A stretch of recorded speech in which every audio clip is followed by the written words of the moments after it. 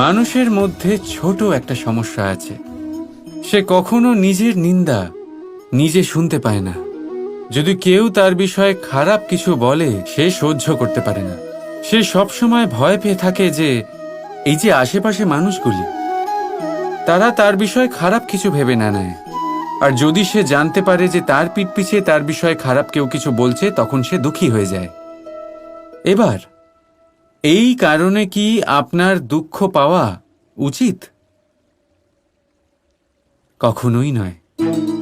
কারণ সর্বপ্রথম আপনার যেটা মনে রাখা উচিত, যদি কেউ আপনার পিছনে খারাপ কথা বলছে সে প্রথমেই আপনার থেকে 2 কদম পিছিয়ে আছে, তাই না?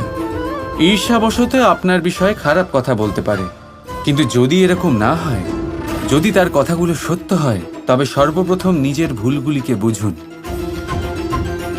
সেই সত্যকে বুঝুন, ঝেড়ে ফেলে দিন নিজের দোষগুলিকে। আর তখন দেখবেন আপনি তাদের থেকে আরো 2 পা এগিয়ে গেলেন। রাধা রাধা।